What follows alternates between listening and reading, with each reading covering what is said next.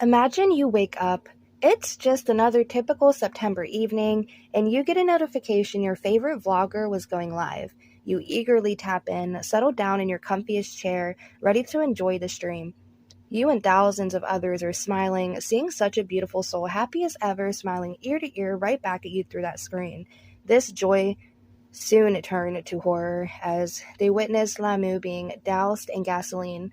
All the smiles fade and the fear sets in as this once happy girl is now fearful, begging for her life. All her cries go in vain, and she is brutally lit ablaze by her former husband. Why would someone do such a thing to a seemingly life-loving, happy young woman? This is the story of Lamu, a Chinese vlogger who was set on fire and murdered by her own ex-husband for thousands of her fans and viewers to see. The woman known as Lamu is a well-known social media personality on Douyin, China's version of TikTok. Hundreds of thousands of her followers had watched videos about her life in the mountains of Sichuan province. The case put the spotlight on violence against women in China. Now, she didn't come from a family of money, and she was okay with that. She was very close with her mother and the rest of her immediate family. The family described her as a very loving, sweet, kind, and genuine person, but for those who watched her live streams and just all her content, knew her to be the same exact way her family had described. She just seemed like an overall beautiful soul who just enjoyed life to the fullest, even in poverty. She would stream herself going to the mountains and spending the weeks there, gathering herbs that she would stream her meals at night, the same thing each time, noodles, and she never complained, not once. Even with the little things most of us would find annoying, she didn't. She would just laugh it off and be like, oh, look guys, look how funny. Now, she was a very hardworking woman on top of being a loving one, and many people would point out just how dirty and callous that her hands would be from the farming, but she never cared. She was very much happy in her life and with who she was. Everybody in the town adored her and knew her as the good girl with the good head on her shoulders. She seemed to have a really bright future ahead of her, and everybody was really rooting for her. So you can imagine the shock when she got with her now ex-husband for the first time. He was very different from her. His family owned a local tea shop, and so, his family had a little bit of money, unlike hers, and he was pretty much a jerk. He would flaunt around his money to everybody, and when he would walk in a room, he wanted to be the richest man there, so people would envy him. And to others, while it seemed like he had it all, the money, any girl he wanted, it still wasn't enough for him. He moved in with his family, said he wanted to help with the business, promising he could double, even triple their income and set up all these business ideas that he had for the family company. This was all just a front though. Like, he just basically was the town's bad boy, didn't have the best friend group. He would often gamble his money away with his friends. All his business opportunities that he promised to his family was just no more than a front to move in and just take more money from his parents' business that he too would just gamble away. He seemed pretty hopeless until he met Lamu. He quickly fell for her and she fell for him too. The pair got married within just a few years and had a son together. Now, in this time span, he completely changed his ways and it shocked everybody. Everybody was like, oh my gosh, maybe he really does love this girl. Like, he's really changing for the better. So now this was like a really tight, happy bunch at this point. He had dropped his old friend group, gave up the drugs and alcohol, and dedicated a lot of his time to his new wife and child. He would even drop in and work at the tea shop with Lamu. She was ecstatic, in love, and happy as can be, but it was all pretty short-lived. He soon fell back into the hard drugs and alcohol and began hanging out with the same troubled friends he once left for Lamu. It was like her happy world began to shatter, and everybody knew it. She just kept on a brave face the entire time and kept silent about her husband's behavior, even after he became abusive. Now, she kept the same strong smile with the eyes that smiled to match, and nobody could really have guessed what was going on at Lamu's home.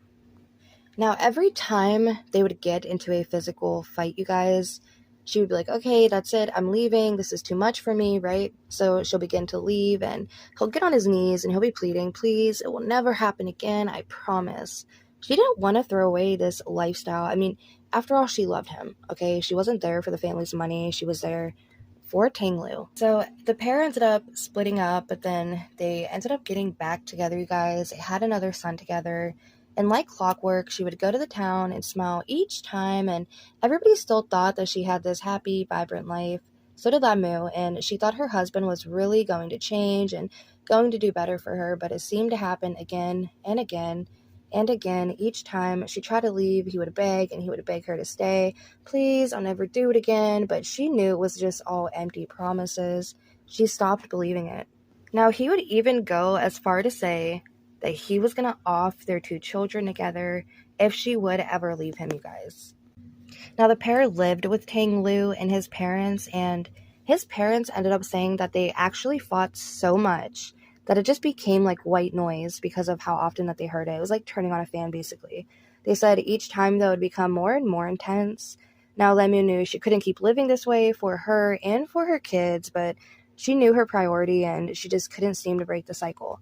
Around this time, though, her mother fell sick, and Lemu was devastated. Her life felt like an ocean, each day just throwing a new wave her way, and she was just praying she would make it out. One night, again, like clockwork, her and her husband got into an argument, but, this time it was different. When he struck her so hard it caught his mother's attention. Now his mother stormed into the room, and she smacked her son right on the cheek, and she ordered him out of the room. Just get out now. Now, this showed him that he will not stand for it either. Lamu felt so happy that the mother stood up for her, but then when Tang Lu's mother turned to her, she said, "Honey, these things happen. Just stay with him. It'll all be okay." Lamu was shattered by this, and she knew, what? It is what it is. She packed her things and moved back home to help with her mother's illness, but shortly after, her mother did succumb to her sickness. Lamu divorced her husband, and she thought, this is it. I can finally live happy again. Now, she would blog her life and her journeys and foraging for herbs. She lived at home with her father and her brother, and one day deciding, what? I'm just going to go live right here in the kitchen. She began streaming, and her thousands of dedicated fans jumped in to watch her stream, so excited to see what she would be doing. At this exact same time, though, something far more sinister was about to take place. Right outside of her home, you guys, her ex-husband was lurking by, and not with any good intention. Her father was an elderly man resting upstairs as Lamu was streaming downstairs. He was very proud of his daughter, and they had a very loving relationship. He supported her in the content creation, so when she would go to stream, he would smile and just make his way into another room to go rest, give her time and space to do so. Now, this day was no ordinary day, though, because he suddenly heard his daughter let out a blood-curdling scream. He was pleading, "No, no, no, just stop it. Why would you do this?" Her father and brother just rushed down the stairs just to see what on earth was going on, what was wrong with Lamu. Now, when they got downstairs, they were just in complete and utter shock. Her ex-husband was standing there with a knife to Lamu's throat, and she was drenched in gasoline. Her father, being elderly, he knew he was too weak and he could not overpower the man. Now, he hoped he could run to the front door, open the front door, distract the man, and let his 2 children run out of the house for safety. Something was very wrong, though. The front door just would not budge. Her ex-husband had rigged it where they would not just be able to escape easily. Her father then ran for the back door, yelling for his son to follow, hoping that they could all get outside, call the police, and maybe get some help, and help the neighbors try to help him save his daughter. Now, the whole time, Lamu was pleading for her family to remain safe and for Tang Lu not to hurt them. Shortly after the father made it outside, he turned to see his son was there, and with no more time to even think or register the situation, a huge explosion came from inside of the home, knocking both of the men off of their feet. By this time, the neighbors were running outside, quickly trying to assess the situation and help the men back to their feet. Now, the dad was so upset hearing his daughter screaming from inside of his burning home that he attempted to run back in to save her, and all the neighbors had to hold him back, and he was just screaming, "Help my daughter, please save my daughter." But the fire was so bad, you guys. The second floor was already starting to give out, and there was nothing they can do but just wait for the firefighters. In the meantime of all of this chaos happening, the husband took this as his advantage just to break free and escape the crime without a trace because, one, everything is burnt, and two, there was so much chaos. Everybody's running away. People are running to the scene. People are scattering everywhere. There's firefighters. There's people screaming. So nobody's really paying attention if one man's running. Everybody's doing it at this point.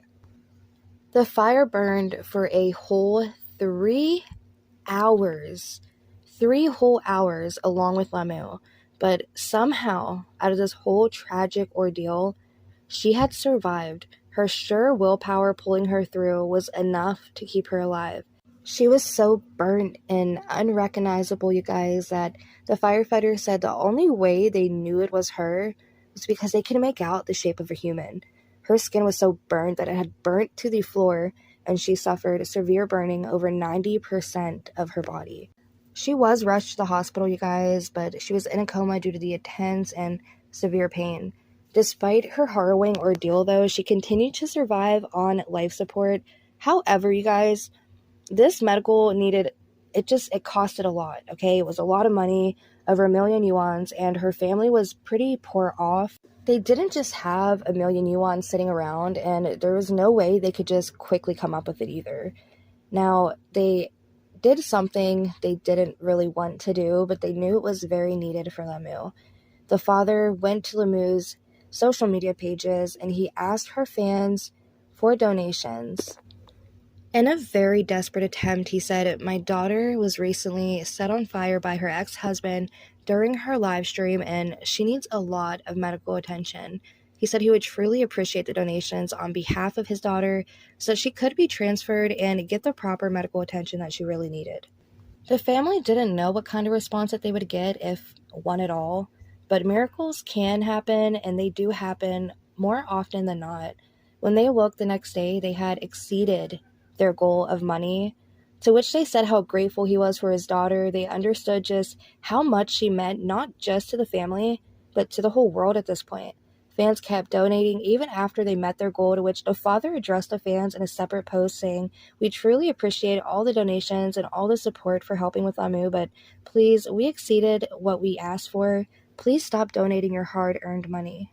So everything seemed to be looking up. Lamu was getting the proper medical care that she needed, and while it was going to be a really long recovery, you guys, but the family just had such high hopes. They had seen her move her eyelids a couple of times and try to wiggle her fingers. So they was like, she is going to get through this. She's gone through so much and she's gotten through it each and every time. So while it was all looking up for the family, they also got the justice they so truly needed for Lamu. Her ex-husband, Tanglu, was arrested and sent to life imprisonment. And sadly, because of all the pain and trauma that Lamu and her body had went through, she ended up succumbing to her injuries just 2 weeks later when her heart stopped, just from the tremendous pain that she endured over this course of time.